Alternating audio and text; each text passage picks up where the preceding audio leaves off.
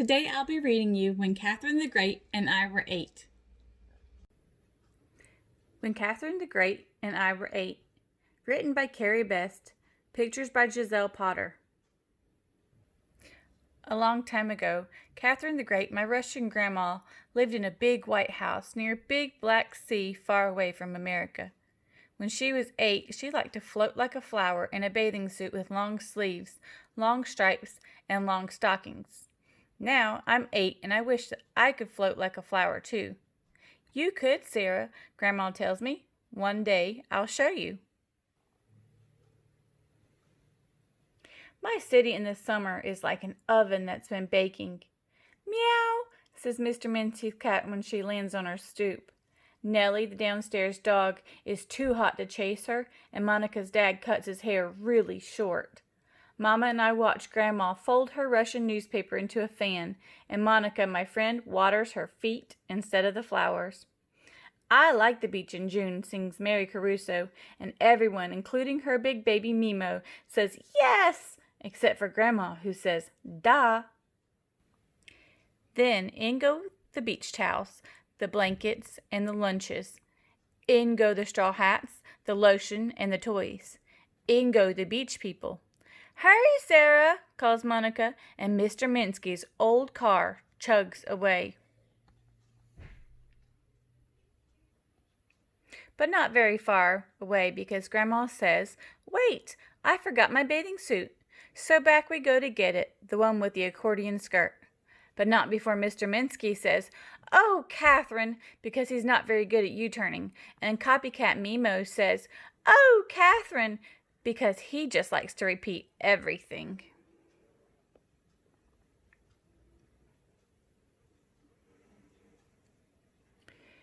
Then off we go for a second time, 3 in the radio seat, 3 in the sandwich seat, and 2 in the car 6 seat in the way back.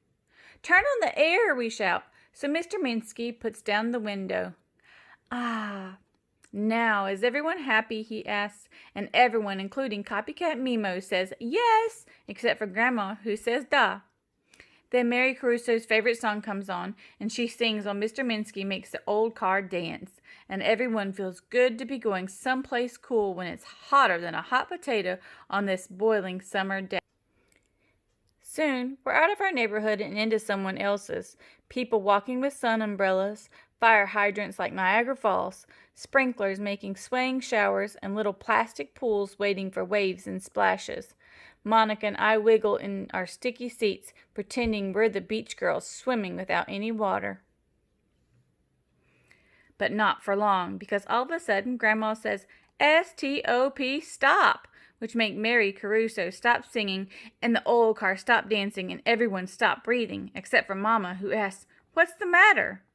Then Grandma, who's just learning to read English, says, nothing is the matter. I was just reading the sign, S-T-O-P, which makes Mr. Minsky say, oh, Catherine, and Mimo say, oh, Catherine, and me say, oh, no, because I'm the one who's been teaching her to read English. There is traffic in front of us, traffic behind us, and traffic on both sides. It's bumper to bumper on the highway to the beach, says the lady on the radio. Don't we know it, says Monica's dad. Don't we know it, says Mimo. We're hot, Monica and I shout, and Grandma says, everybody have patience. But nobody seems to have any because now we're standing so still that the people in the car ahead of us are getting out to stretch. Then we get out to stretch. Grandma and Mr. Minsky decide it's a good time for a Russian ballet. Everyone around us claps, and of course Mimo claps too. But not for long, because here comes the ice cream man pedaling between the cars. Ice cream for lunch, asks Mama. Why not, says Grandma, and she buys each of us something cold and sweet. Then back to the car we go, just in time, because now the traffic has started to move. Yippee, we shout, running and dripping and laughing and licking, settling ourselves for the rest of the ride. But not for long, because Monica says, I feel sick, and Mimo says, I feel sick, and Grandma says, sick? I have something to make you feel better. And she gives Monica a piece of lemon to suck on, and one to Mimo, too. Then we ride, and Monica's sweaty legs are touching my sweaty legs, and neither of us likes it one bit. So Grandma says, let's play our game of going places. Last letter, and everyone agrees. Everyone except Mimo, who's too tired to talk. Here is how we play. Russia, says Grandma, and says A is the last letter of Russia. Monica's dad thinks of Amsterdam. Says Mr. Minsky. How about Miami? Then Mary Caruso sings, Italy! And Mama answers, Yankee Stadium, which is where she'd be if we weren't going to the beach. Monica says, Minnesota, and when it's my turn, I say Atlantic Ocean, the place I want to be this very minute. We're going there, says Mr. Minsky, as the old car dances down the road. But before anyone can say New York, something happens to end our game. Rattle, rattle, click, click. Mr. Minky's car starts to make a funny noise like a fan with a rock stuck inside. Rattle, rattle, click, click. Now what? Asked Miss Mary Caruso as Mr. Minsky pulls the car over. Now what? Asked Mimo, who's suddenly wide awake. Oh no, we all say, wondering if we'll ever get to the beach. Let's see, says Mr. Minsky, opening the hood and looking around inside. After a long time, he says, Here's the trouble. The little pin that holds everything together has flown the coop. It's gone. He draws a picture of it in the air with his finger. Everyone paces back and forth, trying to figure out what to do. It's gone, says Mimo, and we all nod our heads. Monica and I are ready to give up. Until Grandma says, Look here, and she pulls out one of the silver hairpins that are holding up her hair. You have to use your head, she says. So Mr. Minsky does. The car has to cool down before I can try Catherine's hairpin, he says. So we wait, and we sweat, and we take turns peeing behind the bushes because it's the only private place around for miles. Then Mr. Minsky asks, Isn't this fun? And we all say no, except for Grandma, who says, Da. Then it's finally time to try the hairpin. All we can see of Mr. Minsky is the back of his shorts.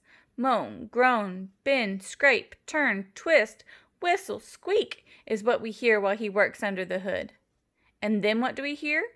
Hum, hum, hummy hum as the car starts up again. Oh, Catherine, says Mr. Minsky, rushing over to give her a big kiss. You are the greatest.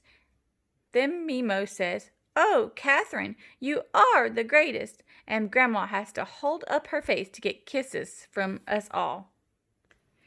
Then we pile into the car again and chug, chug, chug away, but not very far away because Monica and I say, We're starving, and Mimo says, We're starving, and everyone else says, It's lunchtime.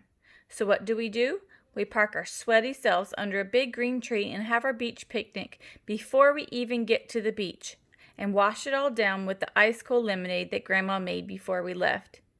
Maybe we should turn around and go home, says Mr. Minsky, looking at his watch. And before anyone can say okay, Grandma says nyet, because she knows we're almost there. The sun is not very high in the 6 o'clock sky when we finally put our feet on the beach. We have the sand and the water and the mosquitoes all to ourselves. Monica and I are the first ones to get wet, then Nellie, Mr. Minsky, Mama, and Monica's dad. Mary Caruso and Mimo come in right after. Come in, Grandma, I shout. The water feels delicious. First, Grandma wets her hands, then her face. Her shoulders are next, and finally her bathing suit, the one with the accordion skirt.